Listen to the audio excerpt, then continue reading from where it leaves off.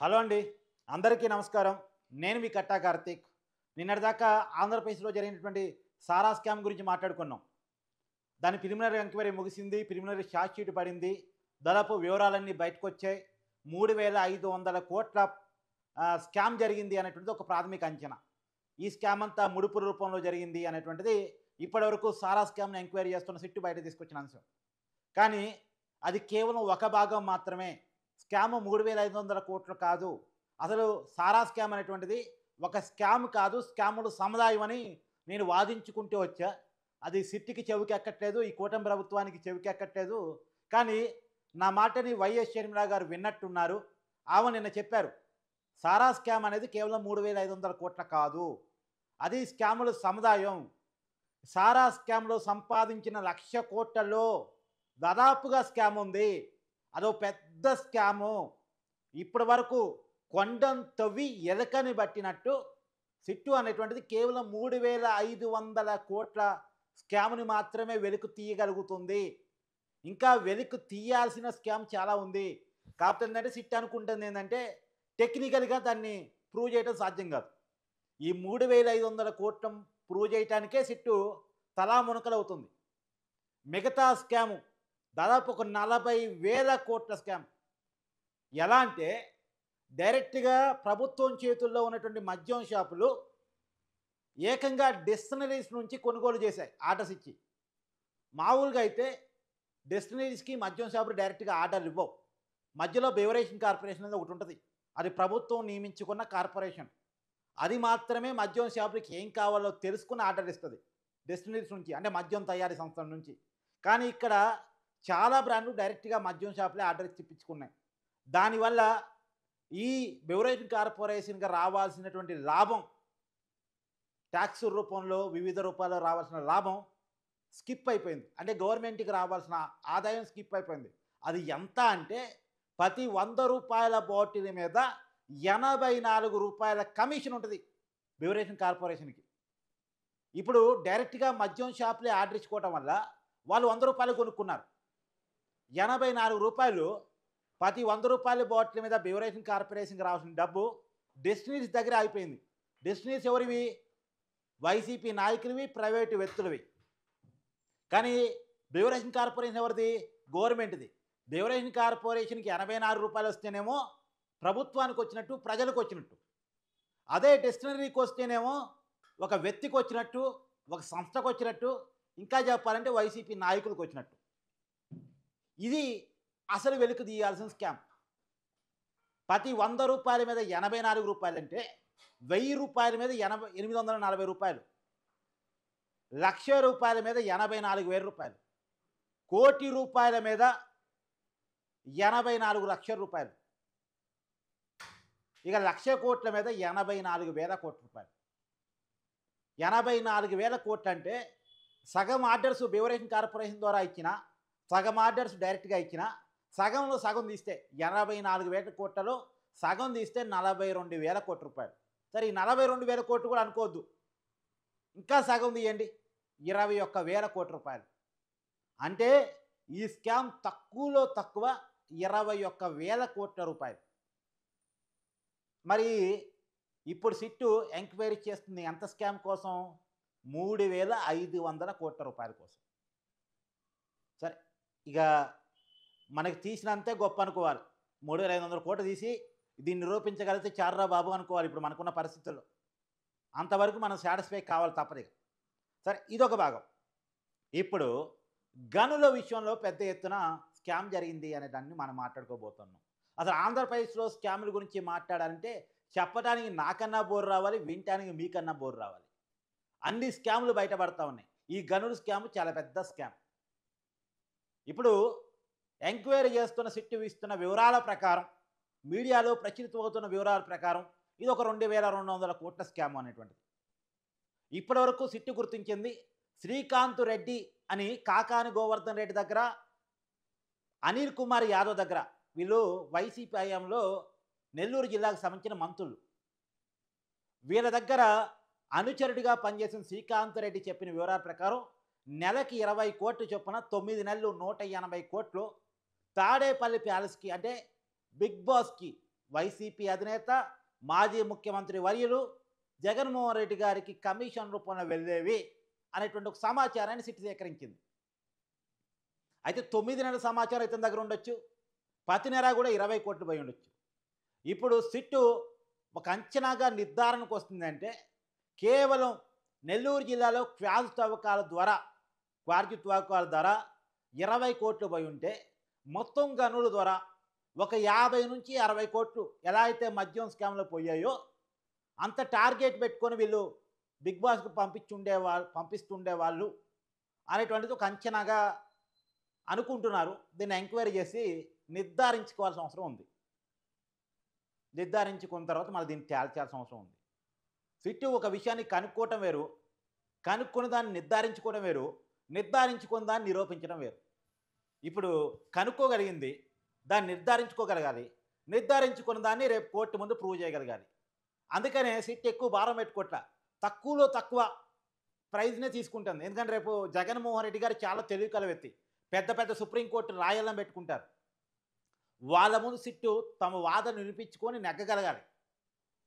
సహజంగా వైసీపీ హయాంలో జరిగిన స్కామ్లన్నీ కూడా రేపొద్దున ప్రభుత్వం మారి ఎంక్వైరీ చేస్తే దొరకకుండా ఎలా చేయాలి అనేది ముందే ప్లాన్ అనుకొని ఐఏఎస్ ఐపీఎస్ లాంటి స్థాయి ఉన్న వాళ్ళ సలహాలు తీసుకొని, అంటే ఎంక్వైరీ ఏ పద్ధతిలో జరిగింది, ఏ పద్ధతిలో స్కామ్ని కనుక్కుంటారు, స్కామ్ని కనుక్కోకుండా ఉండాలంటే ఏం చేయాలి అనేది ముందే అనుకొని ప్లాన్డ్గా స్కెచ్ చేసుకొని చేసిన స్కామ్లు కాబట్టి కనుక్కోవటం అనేటువంటిది చాలా పెద్ద ఇబ్బందిగా మారింది. ఇంకొక విషయం ఏంటంటే క్వాజ్ తవ్వకాల్లో కూడా నిజానికి క్వాజ్ తవ్వకాలు ఇది ఒక పర్టికులర్ పాయింట్ కూడా నేను క్లియర్గా చెప్తాను వినండి. మామూలుగా ఒక 5 నుంచి 6 వేల వరకు క్వింటాకి ఉండేదట గతంలో. కానీ ఒక్కసారిగా ప్రపంచ మార్కెట్లో 5-6 వేలు ఉన్నటువంటి క్వాజ్ క్వింటా ఒక్కసారిగా 50,000 నుంచి 60,000కు మారిపోయిందంట. అంటే ఒక్కసారిగా రేటు 10 రెట్లు 20 రెట్లు పెరిగిపోయింది.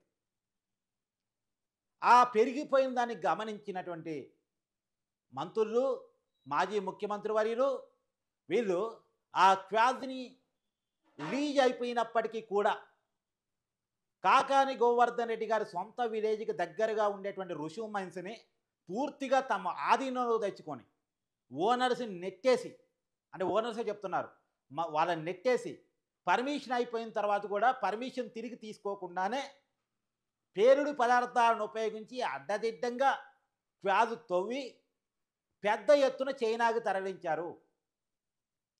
తరలిస్తున్న ప్రతి వెహికల్ నుంచి కూడా 5,000 నుంచి 7,000 వరకు వసూలు చేశారు. ఒక్కసారిగా క్వాజ్కు డిమాండ్ పెరగటం వల్ల పెద్ద ఎత్తున తరలింపు జరిగింది, అక్రమ రవాణా జరిగింది.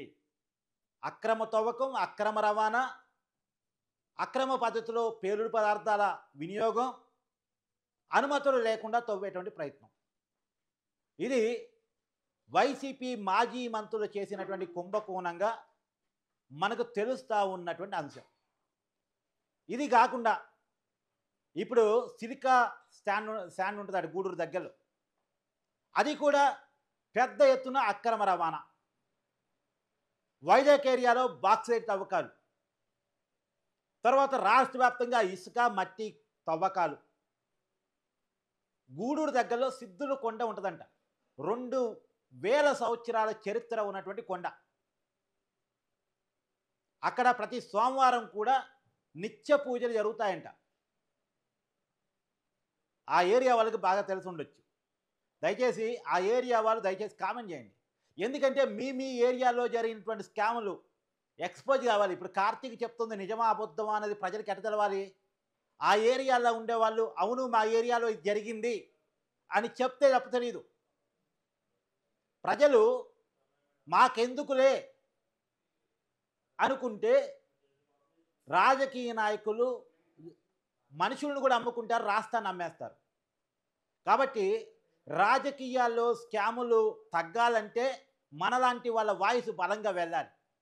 దయచేసి ఈ వీడియోని కూడా ఎక్కువ మందిలోకి వెళ్ళేలా లైక్ చేయండి, షేర్ చేయండి, మీ అభిప్రాయాన్ని కామెంట్ రూపంలో తెలియజేయండి. ఇప్పుడు మాలాంటి వాళ్ళని గొంతెత్తి అరుస్తున్నామంటే అనేక బెదిరింపులకు భయపడకుండా అనేక మంది లాబింగ్‌లకి భయపడకుండా గొంతెత్తుతున్నాం. మేము పడుతున్నటువంటి ప్రయాస, ప్రత్యేకించి నేను పడుతున్న ప్రయాస వృధా కాకుండా ఉండాలి అంటే మీలాంటోళ్ళు ఈ వీడియోలు ఎక్కువగా లైక్ చేసి, ఎక్కువ మందిలోకి వెళ్ళేలా షేర్ చేసి, కామెంట్ చేయగలిగితేనే, మీ అభిప్రాయాన్ని చెప్పగలిగితేనే, మీ దగ్గరలో జరిగినటువంటి స్కాములను గనక మీరు వివరించగలిగితేనే ఉపయోగం జరిగిద్ది.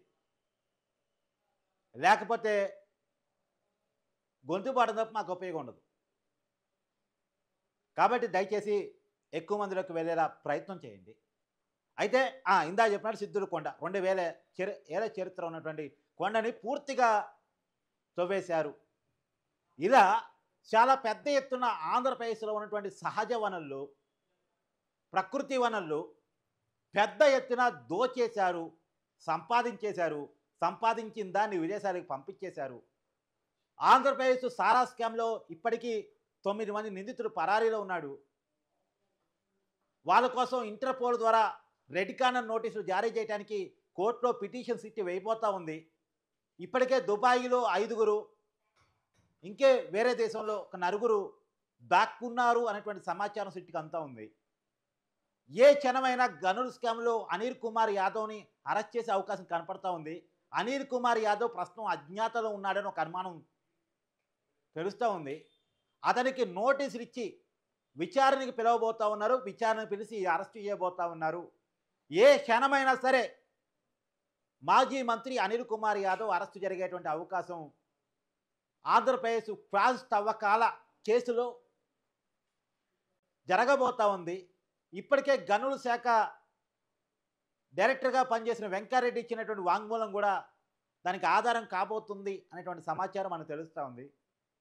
అయితే ఇప్పటికే ఈ అన్ని విషయాల్లో ప్రధాన పాత్రధారి, సూత్రధారి మాజీ ముఖ్యమంత్రి వర్యులు గౌరవనీయులు వైఎస్ జగన్మోహన్ రెడ్డి గారు ఎక్కడున్నారు అనేటువంటి సమాచారం రావట్లేదు. జగన్మోహన్ రెడ్డి గారి గురించి కూడా సిట్టు ఎంక్వైరీ చేస్తూ ఉందట. అటు సారా స్కామ్ని ఎంక్వైరీ చేస్తున్నటువంటి సిట్ కానీ, ఇటు గనుల స్కామ్ని ఎంక్వైరీ చేస్తున్నటువంటి పోలీసు బృందాలు కానీ జగన్మోహన్ రెడ్డి గారు ఆచూకీ ఎక్కడ అనే దానికోసం ఎంక్వైరీ చేస్తూ ఉంది. జగన్మోహన్ రెడ్డి గారు ప్యాలెస్కి రాలేదు. మామూలుగా అయితే ప్రతి మంగళవారం రావాలి, రాలేదు. మరి ఎందుకు రాలేదు, ఎక్కడున్నారు, బెంగళూరు ప్యాలెస్లోనే ఉన్నారా, అక్కడ కూడా లేరా, ఒక సమాచారం అక్కడ కూడా లేరు అని తెలుస్తూ ఉంది. మరి ఎక్కడున్నారు అనే దానికోసం కూడా జరుగుతూ ఉంది. ఏది ఏమైనా నోటీసులు ప్రశ్నిస్తారు, స్పందించకపోతే లుక్అవుట్ నోటీసులు ఇస్తారు. లుక్అవుట్ నోటీసులు తర్వాత ఖచ్చితంగా వాళ్ళ కోసం పోలీసు బృందాలు వెతుకులాట స్టార్ట్ చేస్తే అవతల వాళ్ళు కోర్టును అప్రోచ్ అవుతారు. ఇప్పుడు అనిల్ కుమార్ యాదవ్ హైకోర్టును అప్రోచ్ కావచ్చు, నాకు ముందస్తు బెయిల్ కావాలని, సుప్రీంకోర్టును అప్రోచ్ కావచ్చు. జగన్మోహన్ రెడ్డి గారు కూడా అంతే. ఏసీబీ కోర్టు నుంచి మొదలుపెట్టి హైకోర్టు, సుప్రీంకోర్టు వరకు ముందస్తు బెయిల్ కోసం వెళ్ళొచ్చు. ముందస్తు బెయిల్ దొరికితే వాళ్ళకి రక్షణ దొరికినట్టు, ముందస్తు బెయిల్ దొరకకపోతే అరెస్ట్ జరగవచ్చు. కానీ సిట్టు అన్ని అవకాశాలను వాళ్ళకి ఇస్తుంది కాబట్టి వాళ్ళు కోర్టుని అప్రోచ్ అయ్యేంత వరకు కొంత కామ్ డౌన్ అయినప్పుడు కూడా తర్వాత అరెస్ట్ చేసే అవకాశం కనపడవచ్చు. కానీ ముందుగా అయితే అనిల్ కుమార్ యాదవ్ని ఎట్టి పరిస్థితుల్లో విచారణకు పిలవాలని సిట్టు భావిస్తున్నట్టు తెలుస్తాం. Thank you.